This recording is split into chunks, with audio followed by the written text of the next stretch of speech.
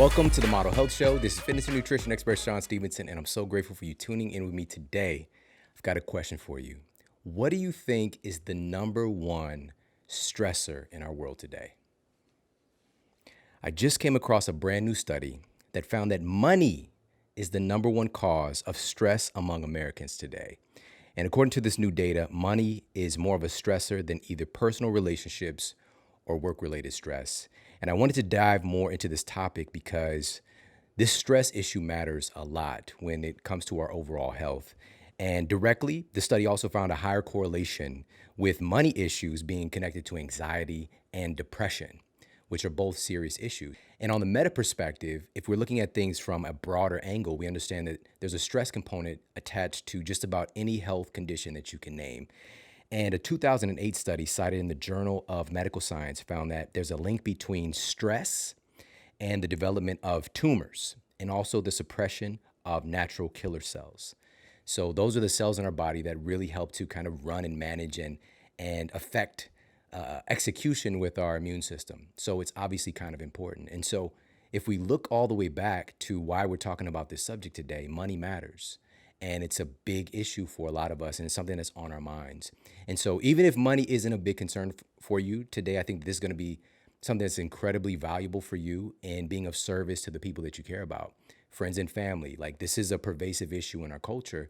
And I know this firsthand because of the way that I grew up. And so I'm going to share a little bit of that story with you and also give you some very tangible, actionable things that you can do today to help to improve your financial fitness. All right. And so obviously for me, investing is a big part of it, and also investing in my health. And today I've got a lot on my plate. We'll talk a little bit about it today, but just in this process of moving my family, it's a lot. It's a lot. And so I made sure to fuel up on one of the things that I invest in each day for my health. And listen to this study. This came out from Stanford University recently, and it found that caffeine in coffee, I didn't like coffee. Okay, but research like this really, really got me thinking, like, I need to dig into this a little bit more. But they deduced that the caffeine in coffee is able to defend against age-related inflammation. And the research revealed that light to moderate coffee drinkers live longer and more healthfully, thanks in part to the protection that caffeine provides from coffee by suppressing genes related to inflammation. What? We're talking about nutrigenomics here in its freshly brewed glory. All right. And again, this is something that we really don't think about because it's just something that's so common in our culture. But getting high quality coffee is actually attributed to having a longer lifespan. And it's because it has these nutrigenomic effects, these epigenetic effects on suppressing genes related to inflammation. All right. So when we talked about physician visits being heavily tied to stress, but also inflammation, it's another big issue today. All right. And so for me, of course, I'm getting organic coffee, but I'm not the guy that's going to be going and hitting up the crack bucks, aka Starbucks, and getting a cup of coffee that's just that kind of deal. I'm going to get organic, and also the coffee that I drink is infused with medicinal mushrooms as well, and it's from Four Sigmatic. This is also because it has cordyceps. The coffee that I had today has cordyceps in there, and it's dual extracted. So this means that they're doing a hot water extract and an alcohol extract to actually extract all the nutrients that you want from the medicinal mushrooms that company X is probably not doing. And the reason I fell in love with Four Sigmatic all those years ago is probably over 10 years back, I would buy alcohol extracts and tinctures and then hot water extracts of capsules of cordyceps, and then like open them up and like pour them into a smoothie to try to get these benefits myself. And then I found a company that does both together in a delicious little packet of coffee. And the reason that cordyceps is so valuable, it's clinically proven to improve insulin sensitivity and also clinically proven to enhance our endurance as well. So if we're talking about athletic performance. And so it's just good stuff. And also myself personally, listen, even today, my wife, when I came upstairs, she was like, "Where's my coffee?" She didn't say good morning. She said, "Where's my coffee?" I'm her barista and I know my job. So I went in there, I made her coffee, and she likes it with a little bit of high quality, healthy fat. So this could be grass-fed butter. This could be emulsified MCT oil. And also she likes a little bit of chocolate stevia drops in there too. So you can get add a little bit of a low glycemic sweetener if you like your coffee to have a little sweetness to it. But that's how she likes it. And then I have a little coffee frother, which is one of the coolest inventions ever. I didn't know that was a thing. I used to throw it all into a blender. And so I hit the coffee frother and then give her a cup, and then life is good. So head over there, check them out. It's foursigmatic.com/model, and you get 15% off all the Four Sigmatic products. So it's FOURSIGMATIC.com/model for 15% off everything they carry. That's a part of investment, is also being smart about how we're spending too. So where we can save, let's save.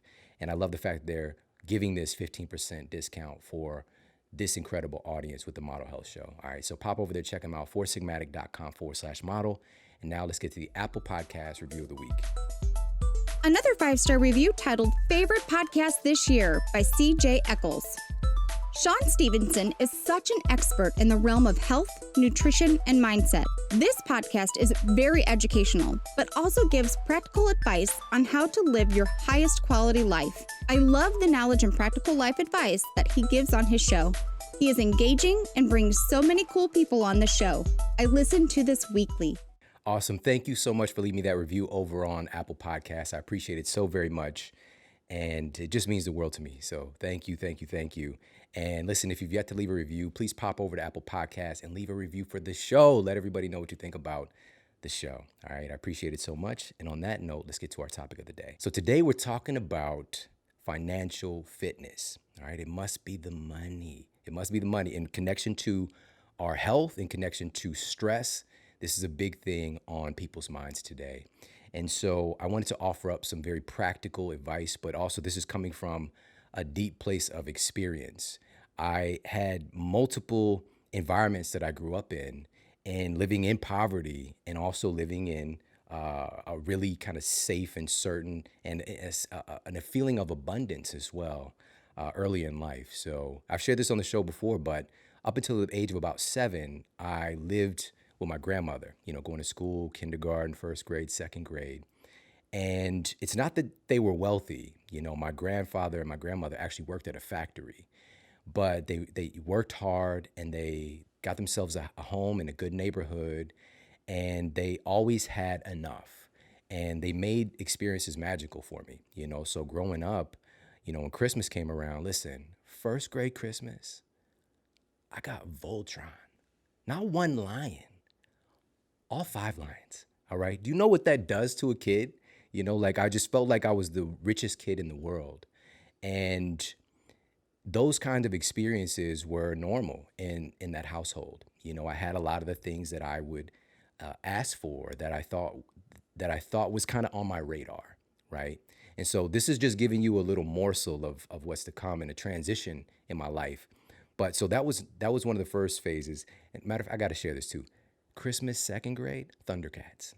All right. Lionel, Thundercats, Ho, the whole thing. All right. She got me all these different characters with the stockings stuffed with little gifts and candy and this kind of thing. It was just such a really beautiful, rich experience. And holidays and my birthday, she made such a big deal out of me and just really investing in me and showing me what this kind of beautiful life for a child. And now, just to be clear, life is not all about this stuff and material things. It's just when you're a child, that's kind of the things that you know. You want these particular toys. You see it on the cartoons. It's kind of these borrowed desires. But it was the thing that was kind of the template for me in what to expect from life. Until I moved in with my mom when my grandfather got sick. And they moved back to the country where he grew up in Piedmont, Missouri. And so I moved back in with my mom. My mom was trying to give me a better opportunity staying with my grandmother because she knows she could provide for me at a different level. And so in living with my mom, when I go stay with her on the weekends, sometimes I slept on the floor. I didn't even have a bed. And there's roaches and rats. And that was just kind of the norm. My mom and my stepfather worked hard, but they're trying to survive, right? And once I moved in full time, things progressively got better in some instances. We'd find safe housing. I had my own bed, at least, to share a room with my brother. We had bunk beds at one point. And eventually I had my own room. It was the size of a closet. Literally I could walk a couple feet into the room and then walk out the door. but I had my own room at one point. But when I had my own room for the first time, our two-family flat was right next door to a crack house, and so the people in the neighborhood who were my idols and the people that were my role models were in gangs. Like the guy who I thought was the coolest person in the world was a drug dealer. I wanted to have a car like him and to have the system in my car and to have the cool shoes. I wasn't thinking in terms of what he was doing in order to make that happen and the people that he was hurting. And so many people who are in those positions, they're not thinking about the ramifications of their activities. This is one of the reasons that we push wealth away, is because we attach negative things to accumulating wealth. And so once I start to understand what he was doing via my mother telling me to stay away from him, and for him to also stay away from me, because my mom was kind of like this cool, weird lady that people, that would talk to around the neighborhood. And so fortunately, like, even though I would go some places with him, this kind of thing, I never got into that world full on. But I was in a lot of sketchy situations growing up. And at this point, and this is very clear in my mind, so this is right around, seventh grade and sixth and seventh grade, but we couldn't afford Christmas toys, and this is just an example that I'm giving for you. And also we couldn't afford food either. But for Christmas, since I started with that example, we would get gifts from this charity house. It's called the Hosea House. And they would give gifts for poor kids. And one Christmas, me and my little brother went on a trip for poor kids. And we went to like this random building, and we were just with all these other kids, and we were giving gifts and this kind of thing. And we got to ride in the Oscar Mayer Wiener mobile. I don't know if you've ever seen it before, but it was cool. But the gifts that I got for 2 to 3 years in a row was the same exact gifts from the Hosea House. I kept getting Yahtzee. To this day, I still don't know how to play Yahtzee. All right. We take the dice, play craps or something, but I never even learned how to play. And it was just like, of course, I was complaining and nagging my mom, like, why can't I have this? We just couldn't afford it, right? We couldn't afford it. We had food stamps. When food stamps hit, that was Christmas. That was Christmas every month, because my mom would give me a book of food stamps, and I can go and like buy all this stuff that I wanted, this candy and different things like that. And we also had WIC, which is like Women and Infants program. We get free milk, like the worst cereal ever. It wasn't Captain Crunch, it was King Vitamin. All right. So it was King Vitamin. And then you get the cheese, right? You get the government cheese. And the government cheese never quite melted right. So you try to make a grilled cheese sandwich, it didn't do its thing properly, but it was still good. It was still good. And so that's how I grew up. And so through my life, I got this blueprint, especially in my formative years, that money was hard to get. There's an incredible amount of lack. And I had these messages fed to me daily from my mother of, if I asked her for something, she'd say things like, do I look like I'm made of money? Money doesn't grow on trees. I'm broke as a joke, right? These are things I would hear on a daily basis, right? I don't have 2 nickels to rub together, and all these different statements. And so I thought that money was just like very, very hard to come by. And so when I got my first job at the age of like 15 and a half, I got a worker's permit because I wanted to start making money. Guess what my first job was? A lot of common first jobs. I want you to guess. What was my first job? Fast food. All right. Fast food. I'm the antithesis of fast food. Today, fast food is the Joker. I'm Batman. All right. But then I was all for it. I was there at McDonald's first job. All right. So I'm back there flipping the burgers. I know about the secret sauce. You don't want to know.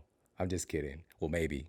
But for me, that experience of like going, clocking in, making my own money, it was just the name of the game. And I was indoctrinated with the idea, because of what I grew up around, that I'm going to trade my time in order to make money, right? I'm going to trade my time and try to get as many hours as I can, come back smelling like flame grilled booty. And that was terrible. I'm sorry. But not smelling great. And I did come up with my own burger that I made, When the McRib came back out and then I take the bun, never mind, doesn't matter. Bottom line is, I was indoctrinated with the idea and also trying to find hustles, right? Free stuff, but not in an ethical way. So like when the day's over at McDonald's, you get to take everything. So I would just like rack up any place that I can get perks like that, because that's how I saw my mom do. She hustled, right? She hustled.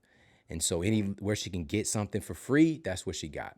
Get bills paid for free, taking advantage of credit. I had bad credit before I had credit because my mom was using my name.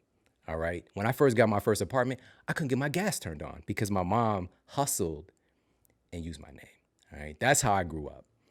And so, next job, each job progressively, you try to get better. That's one of the psychological things that we do, right? We try to make a little bit more money as we go through our process. So the next job, get paid a little bit more. That was Target. I had the red shirt. All right. You come through my line, you're going to have a good time. Okay. So I went from there to working at a stadium, a sports arena, was my next job. Got paid a little bit more, right? An extra 50 cents, an extra dollar. And this was the stadium that's still there where the St. Louis Blues play. Shout out to the Blues. Stanley Cup champion. So that was my next job. And then from there, I had couple little things here and there, but the longer term things was another jump in pay. And this is kind of where things started to change for me and becoming the person that I am today. And I started working at a casino. All right. And I worked in the hard count department. This was straight up manual labor. So we wore knee pads and jumpsuits because we couldn't have any pockets, because all the eyes in the casino are watching you. We go through every machine in the casino and grab those coins out every single morning. So I had to be at work at 3 o'clock in the morning or 3:30 in the morning, 3:30 a.m. All right. Simultaneously, we're trying to go to college. All right. Towards the tail end of this. But when I first started there, it was like in between colleges. And just putting in that time and grinding and then learning about how the world works from the people around me. Everybody's trying to hustle and just get that little, that promotion, right? They're trying to be a little bit more important than this person. And seeing all the drama involved in people's lives as well, going into that place, because nobody's really like excited to be there, right? Everybody's trying to get a paycheck. And that also brings a level of contentment, and it brings a level of like everything is just good enough. And nobody's really stepping up to be exceptional at what they do, right? And to really bring love and value and joy to what they do.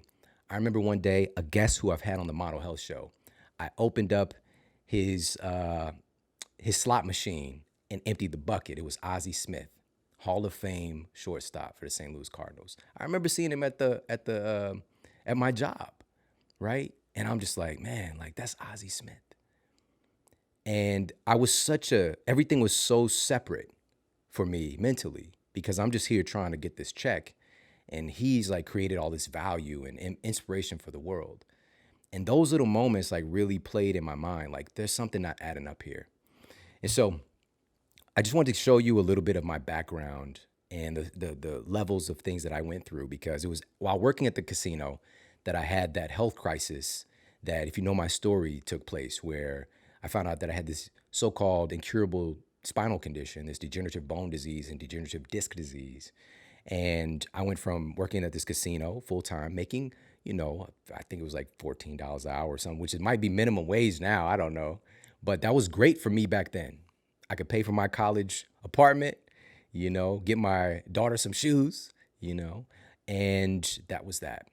But all of that was erased because I literally started having a difficult time just walking around. And I went from a full credit load in college of 12 credit hours down to 3 for the next like 3 semesters, because I was just so embarrassed. I was in so much pain and I wasn't working. So now I'm getting like unemployment. I'm trying to hustle. I'm like selling CDs. This is when first of all, we had CDs. All right. I had a plug and I would get the latest, hottest albums or movies before they came out. People were hitting me up. Shawn, you got the new Lil Wayne? I got it, baby. And so that I was doing what I had to do to try to get by and pay my rent, So as you know, and I've shared this before, that it was the best thing that ever happened to me losing my health, because it gave me the opportunity to really express all of the dormant gifts and talents and capacities and all of these wonderful capabilities and dreams that were locked away in me because I was still that person. It was just dormant. All of that potential was there. And so having that stripped, it enabled me to really start to work on myself. And so me changing my health, it wasn't just changing my health, I changed my mind first. And it wasn't just changing the way that I was eating. And we've talked about this on past episodes of the show. We'll put some of those in the show notes. But it was also changing the way that I was associating with people in my relationships, in the relationship context. It was the way that I was showing up in the work that I was wanting to do or financially and starting to think differently about that because I was in this like hustle mentality, right? And that's such a word that's thrown around today. There's a positive connotation to it, but there's also a negative connotation as well attached to it. And so in putting those things together, and really when I transformed my health, that was opening a door to a new possibility, a new way of living. Because I went from this value extraction paradigm of working at a job to I'm incredibly passionate about health and wellness, and I want to help other people to feel how I feel. And I remember and I didn't know it was a thing yet. I just knew I wanted to help people. I didn't care about the money. I didn't even think about it. But it was a friend of mine from high school, his sister was going to the same college. And she saw the transformation that took place with me physically. And she asked me if I could help her. And I was like, absolutely, absolutely. I'll meet you at the gym at, 9 o'clock tomorrow morning. And then she was like, well, how much should I pay you? Time froze. Like, it was like a scene from The Flash or something. Like, everything was in slow motion. And my brain was like, she's going to pay you for this? Like, I couldn't even rationalize that she's going to pay me for something I was going to do anyways. And that I really, really want to do. I didn't know that was a thing. And so I said $7. That's the number that came out. $7. I didn't know what else to say. So $7 a session is how it all started. I think The Rock has like $7 production, I think is the name of it. Maybe it's $6 production. I don't know. But $7 personal training productions is how it really all started. And, I just became really dedicated to getting better at it once I started to help her. I went, got a certification, switched all my courses in college. So, of course, after graduating, opening my practice as a nutritionist. And I just set myself on a pace to start helping people. And now here's what I want to share with you. Through all of my story, whenever I would make more money, because of the way that I grew up and my conditioning around money, I would always find creative ways to get rid of it. So it didn't matter if I was making $7 an hour or $15 an hour. I kept raising up my expenses or the random things in my life that would bring me back to being at that same level in my bank account that was always there habitually. All right. I wasn't a millionaire. I wasn't a thousandaire. I was $100aire. All right. Chronically, like maybe $100 is floating around in that bank account. And so no matter how much money I'd get, and this probably is going to ring true for a lot of people listening. Like you might come into some money. Maybe, you get a settlement. Like that's the thing in the hood. Like we're going to get a settlement of some sort or a family member with the will or something's going to come and life is going to be sweet. You're going to find yourself right back where you started. And we see this with studies done on people who win the lottery, for example. The vast majority of them end up broke again, even if they're winning, 6, 7 figures, because we have to change our association with money.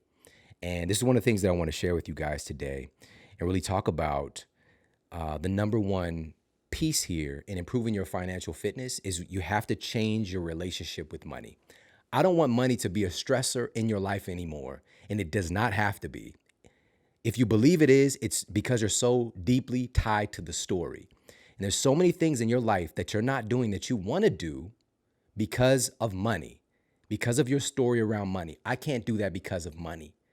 Money should never be the reason that you're not doing something that your heart feels called to do. Now, there's going to be arguments coming up in your mind. Well, you don't understand, whatever. I do understand. I've been, probably the vast majority of people listening, I've been worse off than the vast majority of people in this country. But it's all relative. It's all relative. Check this out. There's another study. The most recent statistics show that nearly half the people in the world are surviving on little more than $5 a day. And we think we got it so bad. Poverty here in the US probably means you still have food to eat. You probably still have a TV, probably multiple TVs. You probably still have a car. Even when we were crazy broke, we still had these rickety-tickety buckets that we were driving. You know, my mom literally bought cars from a car dealership called OK Junk Cars. That's where she got the car. Then when that one died, she'd go get another one from OK Junk Cars. All right? So, but there were times, of course, where we're taking the bus, you know, but we have to keep this stuff in perspective. There's always somebody struggling more, but many people who've come from those circumstances have risen up and found a way. But it starts with exposure, and it starts with changing our relationship to money. Now, I really want to make sure that you're taking notes for this, all right? Because all of these things I'm going to share with you are incredibly important, and many of them have action items attached to them. But right now, in this move taking place with my family, my wife came across one of my journals, and that inspired this episode. In this journal, for 60 days straight, I wrote my goals. Every single day, I rewrote them, my 3 biggest goals. And that was taught to me by Bob Proctor, who was a guest on this show multiple times. And Bob has been in the game a long time in personal development, incredibly financially successful, and just being able to learn from people like that. But I did what he said. Most people don't do the thing. And so I did it. And there were 3 goals. One was a financial goal I wrote every single day. This is before I knew Bob. This is before any of this stuff existed. I wrote down my financial goal, my relationship goal, which my relationship, it was a little rocky road. But as you know, like my wife has been on the show multiple times, some of the very best episodes. Man, I love her so much. Our relationship is it's everything, you know, but at the time, you know, like we didn't have this stuff really figured out, and we didn't have examples for that either. That's why we did those episodes to share what we know on that front. And then I wrote a health goal every single day. Same goal I wrote for 60 days straight. And she gave me that journal. I was blown away because that ended up being my income, our relationship, and my health. I couldn't believe it. I could not believe it. I was in shock. I was speechless. And so that's the number one thing. You have to set goals with money. You have to set written goals for your financial well-being. Have you set a money goal for yourself?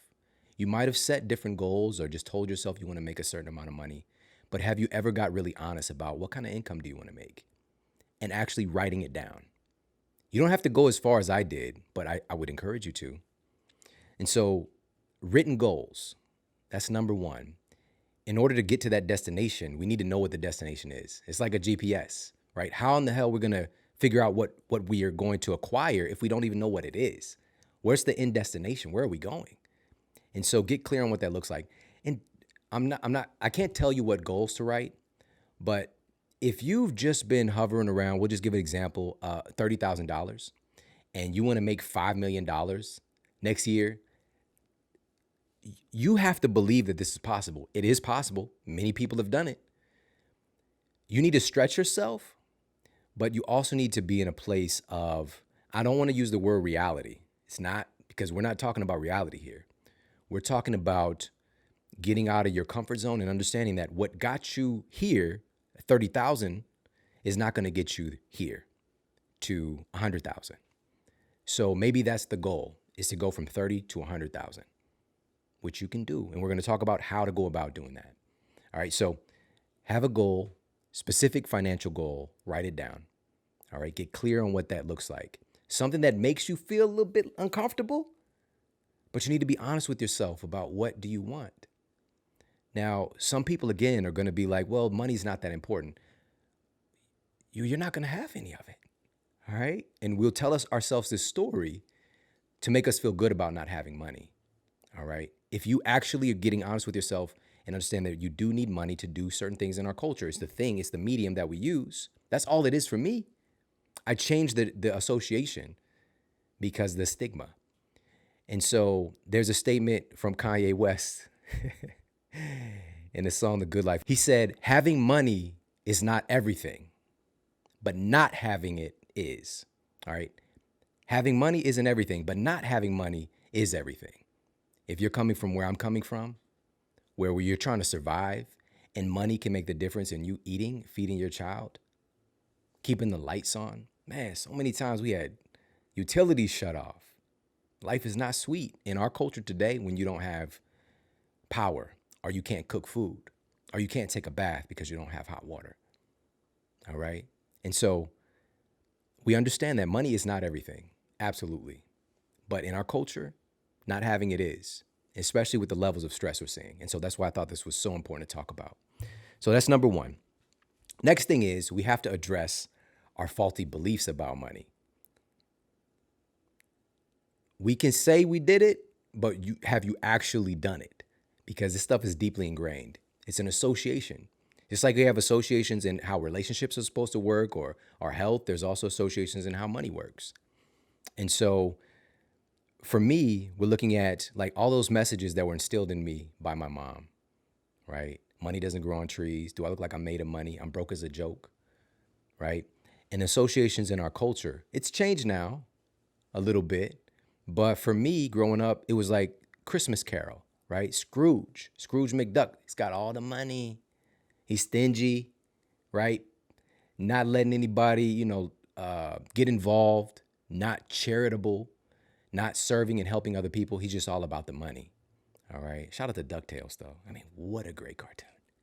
But those are the messages in the movies, right? It's the evil rich guy, right? The evil rich villain. It's got all them. But we've changed the story a little bit. Tony Stark's rich, too. He's a good guy. But he was a bad guy.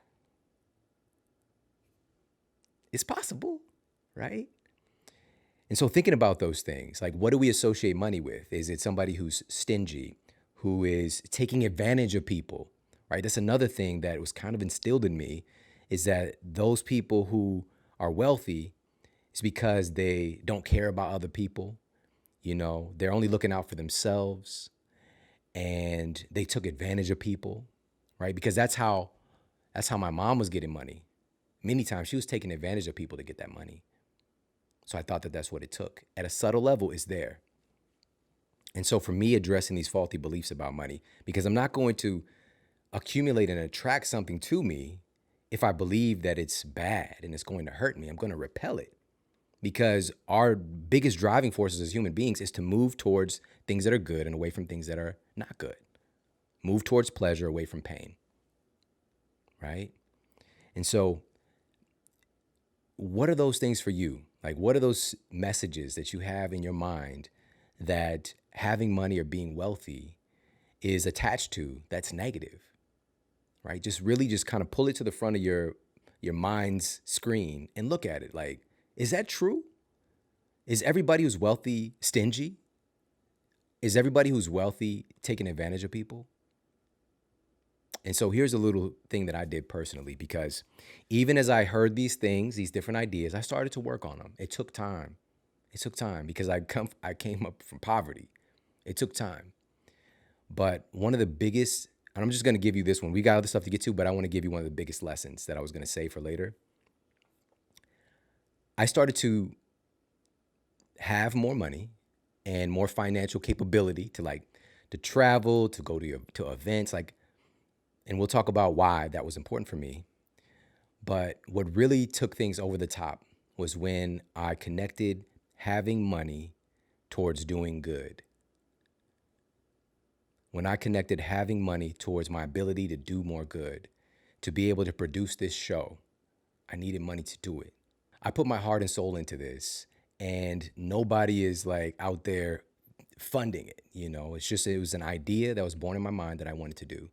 I didn't know that would be the medium for which I impact the world and to really give my gift and to grow myself was through this. And so to have money to do that and to reach a broader audience of people who might never get the opportunity to meet me, right? In all these other countries. Shout out to everybody listening in all the different countries around the world. China, Portugal. Shout out to everybody listening in Canada and Alaska and Nigeria, Kenya. Everybody, thank you so much. I appreciate you guys so much. But that's one thing. Also, for me to help to impact and serve the people that, in my opinion, needed the most were the kids that I was. Because those organizations that are in the low income neighborhoods where I grew up, they don't have the money to bring me in, to fly me into their school and to put together a program for the kids. I can pay for it. That's why I'm working, so that I can pay for it. I can buy the books for them, right? But if I got my story about money is bad, or my limits with money, I'm not going to be able to do the things and reach, because they just need exposure. I had exposure when I was a little kid. That little imprint was there thanks to my grandmother. I saw that life could be pretty sweet. It could be comfortable. It could be safe. And people can do each other really well and serve each other and be kind to each other. It's difficult to be kind when you're trying to survive. It's not impossible. There are plenty of people who do that, who are kind, but it's difficult when you got to feed your family. So that's what really drives me, is like, so what I want you to do is attach it to something bigger than yourself. You need to be wealthy, financially successful, so that you can do something bigger than just get a nice car. Okay? And you can have the car. That's the dream here in America. Get the house, the cars, 2.2 kids. You can have the dream. But it's going to be harder if you're not cultivating a bigger vision. So I hope that makes sense. All right, so let's jump into some other specific insights here. Now, one of the first things that you'll hear from successful people and people who are talking about and promoting how to make more income, how to become more financially successful, is to pay yourself first. Pay yourself first. I heard that, but I thought that meant when I get my check, I go to the mall. I'm paying myself first. I'm getting something that I want, whatever. That's not what it meant. That's not what it meant. Pay yourself first means really just investing in yourself. That's really what it means. So paying yourself first means, and I'll give you some specific examples, and this is the first thing that you have to do. And it's very simple. You can set this up automatically. Like I literally started to where I had, if there was a check coming in, a portion of it goes into the savings automatically. It's just automatically done. And then I was shocked at how much money was in there when I actually needed to take that money and to invest in something, whether it was a house or a car or, a bigger investment, whatever it is. I had all this money accumulated because I had it automatically set up to pay yourself first. So that could be savings. That could be an investment of some sort. It could be an investment into a company, into a person, into, obviously stocks are a big thing here in the US and also worldwide, really. But stocks and real estate, you can pay yourself first by investing in something, in assets that are going to then pay you. The majority of wealthy people are not wealthy because of the work they're doing. They're wealthy because of investing in other things. Their money is working for them. And it's just fact. All right. Not saying that you cannot become wealthy by the work that you're doing, but if you're investing in yourself and paying yourself first, you're going to invest in different assets. But also, and this is what's important for me, this is the thing that I really want to steer you towards because this is what I really know about, is investing in education. When you pay yourself first, you're investing in making yourself better. And so you're making yourself more valuable the more educated you're becoming. This could be when you get your check, you put aside money to buy a course, to buy books that you can read. And within the pages of a book, in many instances, you can get the expertise of somebody who's been working in that field for 10, 20, 30 years. All of that knowledge in these pages. And all you got to do is buy it, read it, execute, right? And so investing in yourself, that means investing in your education, investing in going to events. I'm a huge proponent of this because for me personally, that's the thing that changed me the most because of the exposure, the physical exposure of seeing these different environments and different people and associating myself with people who are thinking differently, right? And so that's what it really means. So pay yourself first. When you get your source of income, whatever percentage it is, I recommend at least 10% of that immediately goes into paying yourself first, whether it's into education, whether it's into accumulating some kind of assets. And a car is not an asset. A car's not. When you drive away, it's less valuable. It's crazy how quickly cars depreciate, but that's the thing that I wanted because I never had it, right? But if you can just, one of the things I've seen with successful people as well is they do have a big vision, but they also have exercised that muscle of delayed gratification. All right, man, I did it. I wasn't good at it. And what's so crazy, and I'm just being real with you, once you can afford the thing, you don't really even want it anymore. It's the craziest thing. And something that I kind of live by mentally is like, if you can't buy it twice, you shouldn't really buy it. If you're putting yourself into debt, trying to procure this dream, instead of putting yourself in a financially strong position where then you can get this thing without it like really stressing you out more. And you need to try to make more money in order to pay for the debt you put yourself in. Because this study that I shared at the beginning of this episode, it wasn't on money itself. It's the debt that people find themselves in. They got to try to get money to pay for the problems, right? All right. So pay yourself first. But now I hope that has a tangible, actionable insight and understanding to it. All right, now let's talk about the accumulation of money itself.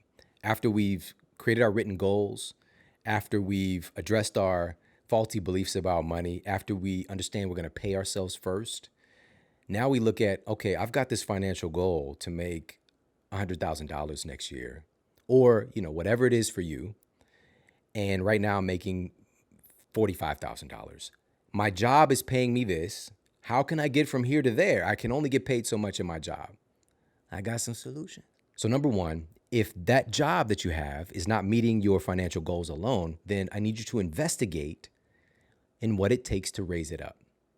Most of the time when people are saying I only get so much money from my job, they're not actually trying to find out how can I make more at my job, right? It's just like, this is it, end of story. And we live by our beliefs, all right? So number one, it could be a simple matter of like getting a raise at your job. And the first step in doing that is simply asking for a raise. If you put in some time, if you've made the place better, maybe it's been, 6 months, whatever it's been. My son Jordan worked at his first job, which is a great job I worked at McDonald's, okay? I came home smelling like burger juice, right? And he worked at the gym, at the cafe at our gym, at our local gym. And in 2 years, he never asked for a raise.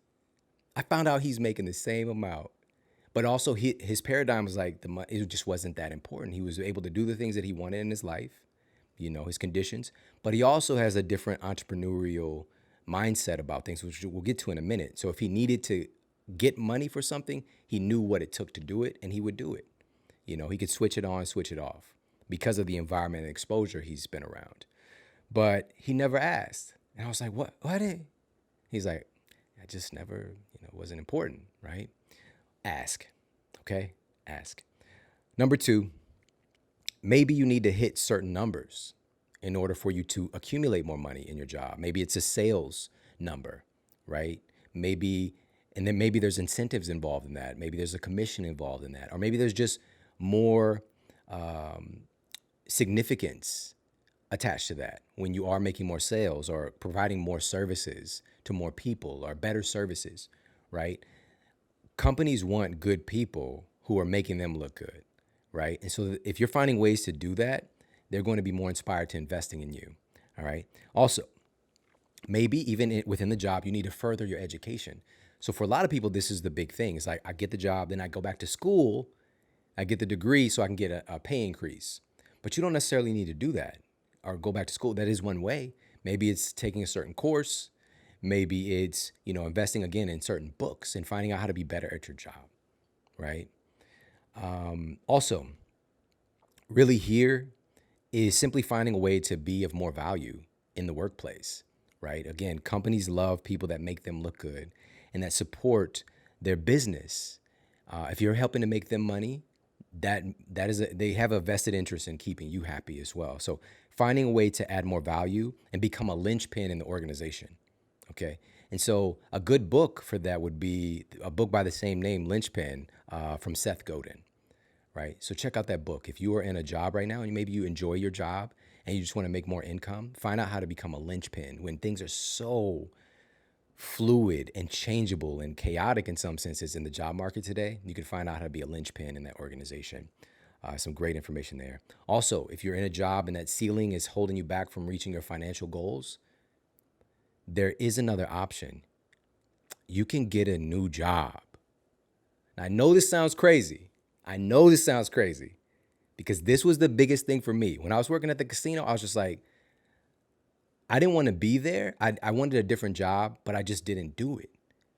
I didn't do it because I told myself this story. It's like, this is the best job I can get. I don't have the time.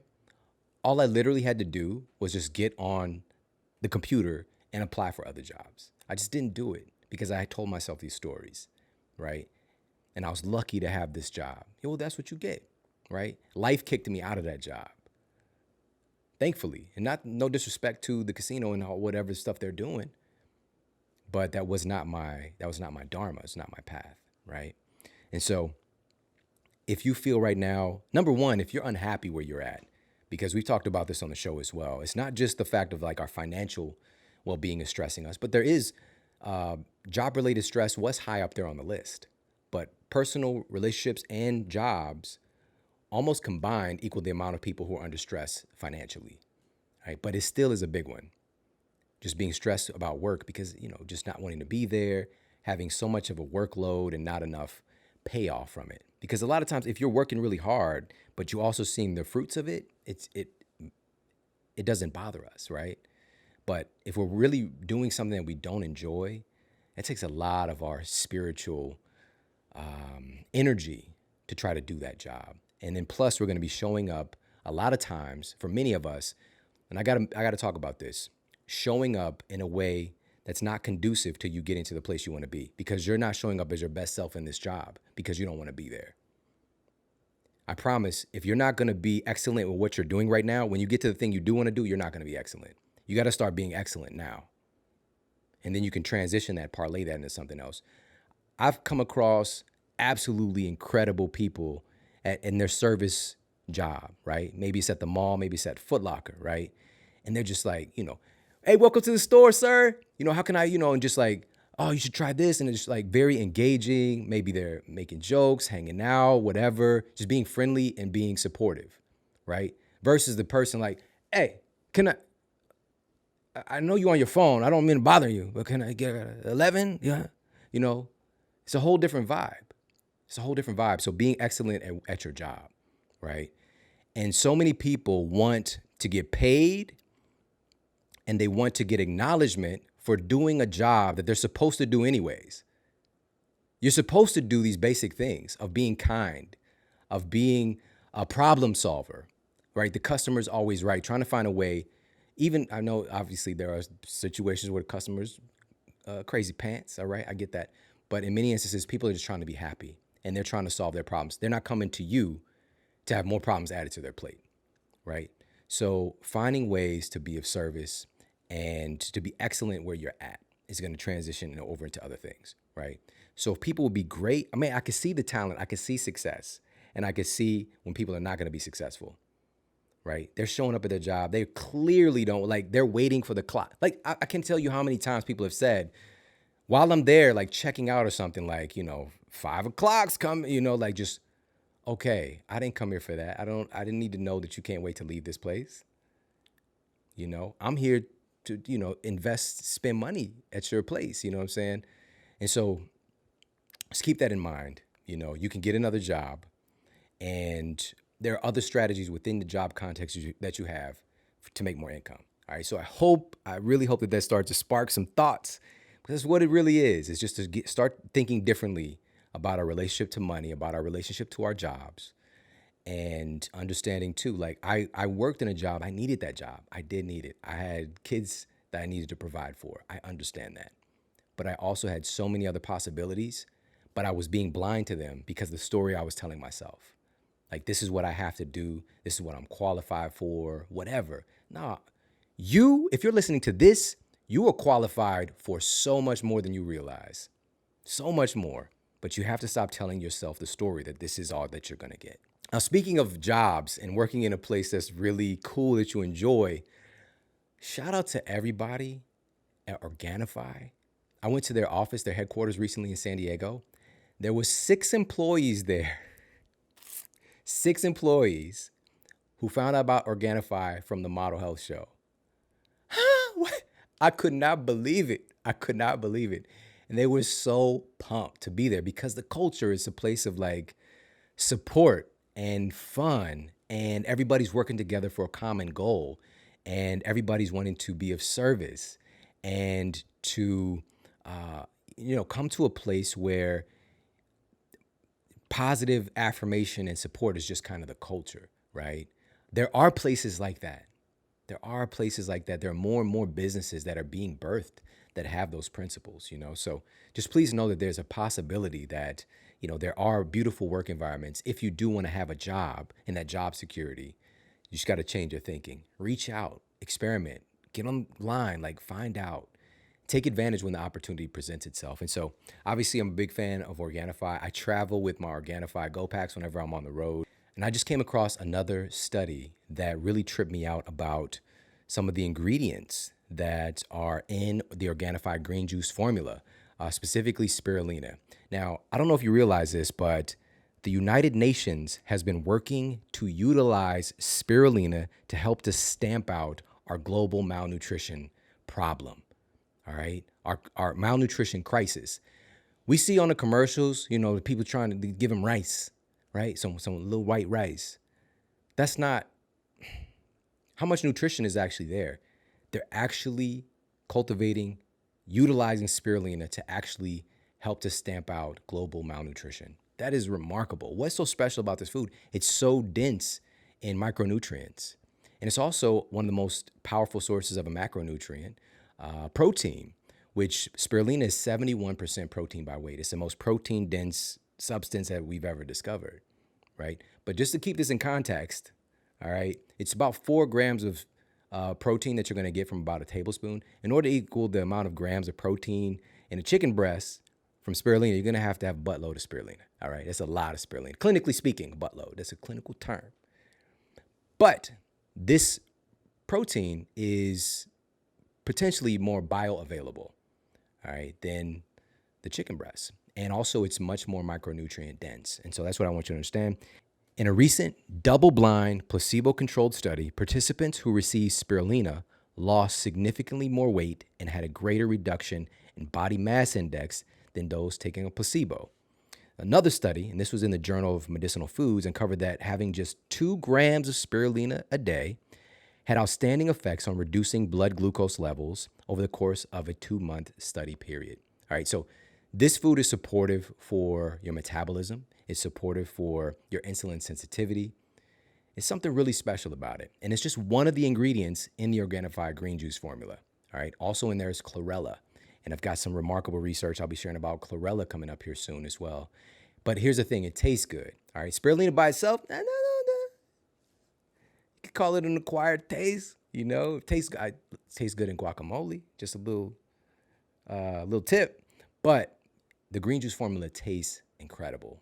To be a green juice, and it's a low temperature process to actually retain the nutrients so that you can travel with it, because that's one of the problems with these perishable juices is that, what about when we travel? Can I get this through the airport? That kind of thing, right?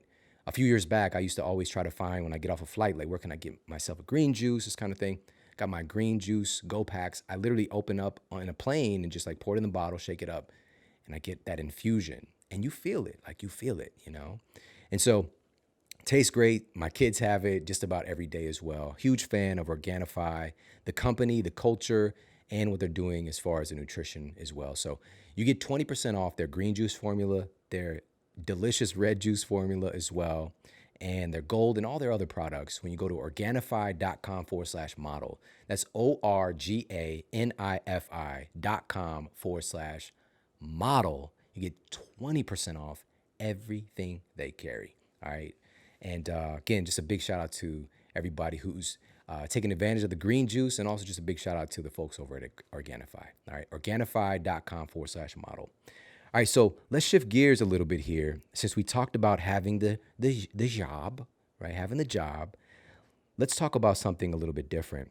If right now you have a job that's created a ceiling that's not enabling you to reach your financial goals, then you can also consider starting your own business. And this could be being a sidepreneur, right? This could be having a side additional income, or this could be your full-time thing where you are an entrepreneur and running your own business and your own business structure. And so here's a couple of insights about that. If you've ever thought like that's something that I want to do, or maybe you are an entrepreneur and you're just like, what are some of the things, why am I not getting this? Well, the number one thing here is, and me being from both areas, when you go from being somebody who works at a job to being an entrepreneur, there's a huge shift in your mindset. You're going from being in a value extraction paradigm, where you're going to a job in order to extract income from them and give them your time. It's a value extraction paradigm, to being an entrepreneur where you're in a value creation paradigm. You're there to create value in order to receive back compensation for that value. All right, it's a big change in your mindset. Because if you're used to just showing up and getting paid, you're not going to make it as an entrepreneur. Nobody cares about that. Nobody cares how much time you put into something. They just care about the result. They just care about the end product. It doesn't matter how much time you put into it. All right. So I hope that makes sense. Value extraction paradigm to a value creation paradigm. And also, people sometimes do have the tendency to, as I mentioned, to feel entitled and to feel like just because I'm showing up and I'm doing a certain job or a service that I'm supposed to get paid accordingly, or, like you should be appraised for that. You're just doing your job. You're doing the thing that somebody signed up for, that somebody's paying you for.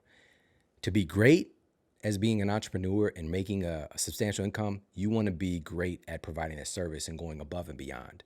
You're giving people so much more value than they could ever give you back. That's the goal. And that's what people don't understand.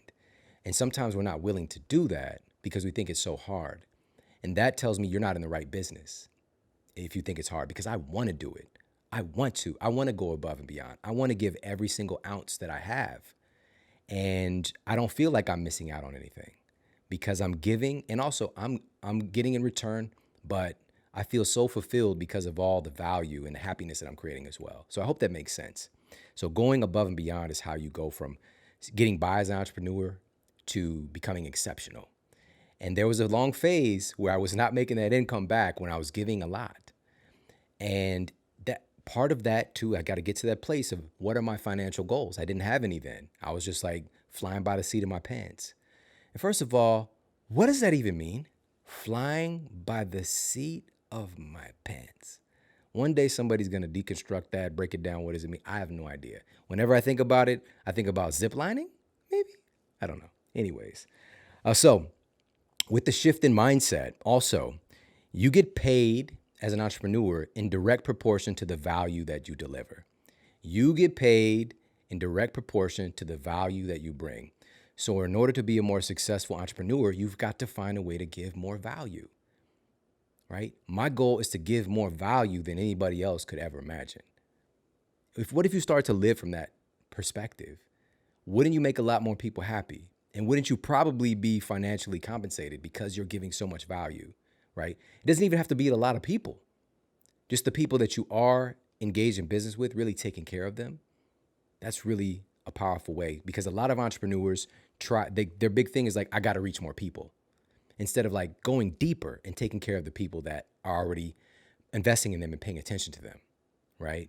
There's a great post out there. It's become like an internet kind of a legend called 1,000 True Fans. If you're an entrepreneur or interested in being an entrepreneur, go and just Google it, 1,000 True Fans, and look that up, because according to his data, which is the case is made very, very convincingly, getting 1,000 true fans of your business, of your organization, can sustain your livelihood and more than you can imagine for many, many years to come, right? The thing about entrepreneurs, we find something that works and then we stop doing it. We don't double down and go deep, right? Because we're always trying to get to the next thing or the next person instead of just take care of the people that you have, if that makes sense. All right. So, what I want you to begin to do, whether you're working at a job or as an entrepreneur, is begin to ask, how can I add more value? Every day, like start to make that a mantra in your mind. How can I add more value? How can I add more value? Your brain is wired on questions. It will find answers to that question if you start to make it a mantra and look for ways that you can do it. Okay. How can I add more value? Now, in closing for these two different domains, right? We've got, our job paradigm, we've got the entrepreneur paradigm, and then we've got the in-between space where maybe you're doing a sidepreneur thing.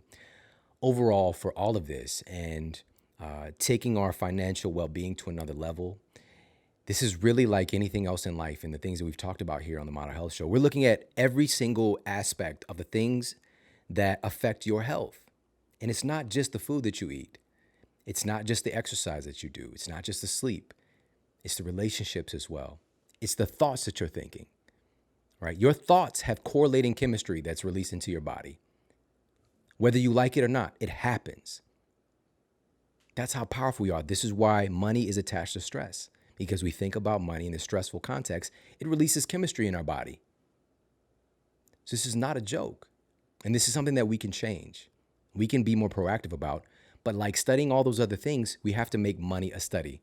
If you want to become really great at money, like I think that our association and even just a basic level of how we think about money is very weird because it's money, but it's just like going to the gym, right?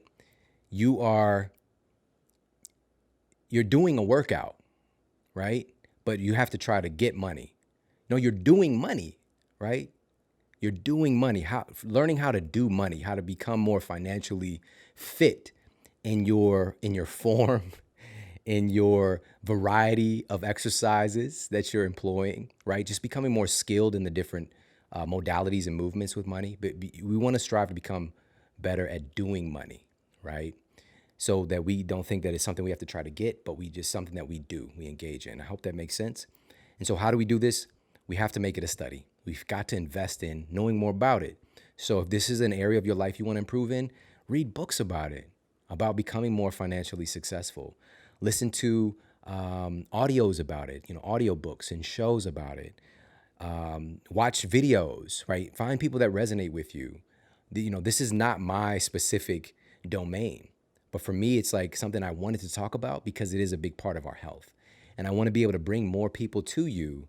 And I'm going to continue to do that. We've got some really, really awesome people coming your way to talk about how to actually become more financially fit. But I want to make sure that we don't miss these basic principles because I don't think a lot of the experts talk enough about them. And I don't think a lot of the experts come from where I come from, where I was sitting in the position of many of you and really looking at like, it's so far from me and external. I don't think it's even possible in my reality. Well, it is. And you deserve it, but you have to step up and you have to get clear on these different things that we talked about today. You've got to get clear on what your financial goals are. Be honest, be forthcoming about it, and stop telling yourself the story that you can't have it. You've got to address your faulty beliefs around money, and you've got to make some changes in the way that you are operating, whether it's in your job or as an entrepreneur or both, right? These basic, simple principles, it's just like with championships, right? It's the fundamentals. People aren't doing the fundamentals. They're looking for the flashy stuff, the alley-oop or whatever.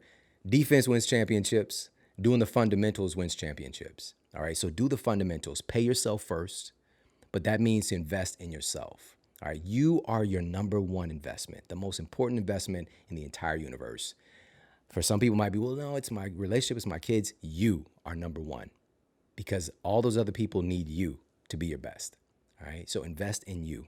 All right, so I hope that you enjoyed this episode of the show. And that for myself, I'm in the health space and more people, this is one of the top 5 growing fields right now in the United States is health and wellness. And we need more good people.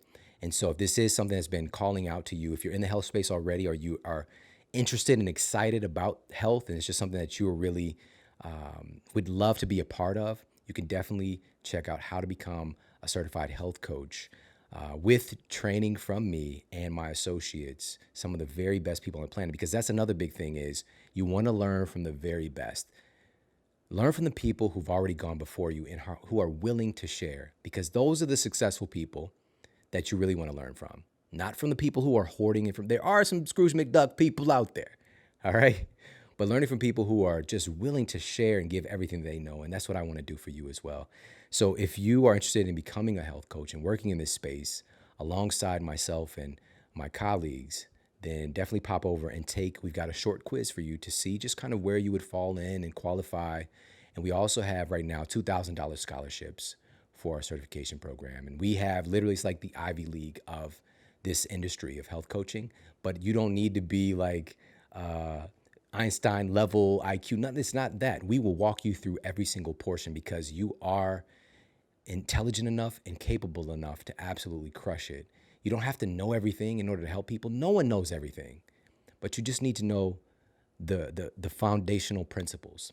Again, the fundamentals that win championships, so that you can start helping people, sharing your passion, and making a difference on this planet, all right, in a way that feels good. So you can pop over and check out the quiz. It's at transformationalnutrition.com/model. All right, so that's transformationalnutrition.com/model, and take the short quiz. And again, you get access and opportunity right now. We've just replenished the funds, $2,000 scholarships via the Model Health Show. And again, just ways that we're reinvesting back into things that are going to help change the world. All right, so I hope you got a lot of value out of this episode. And none of this really works until you work it. So put these simple principles into play for yourself, and I guarantee you're going to start to see some changes. All right. And if you got a lot of value out of this, please make sure to share this out with the people you care about on social media. You could tag me. I'm at Shawn Model on Instagram and on Twitter as well. I jump in there every now and then and share some random stuff. And on Facebook, I'm at the Model Health Show. All right, so share this out with people you care about. And we've got some powerhouse episodes coming your way very, very soon. So make sure to stay tuned. I appreciate you immensely. Take care. Have an amazing day. And I'll talk with you soon.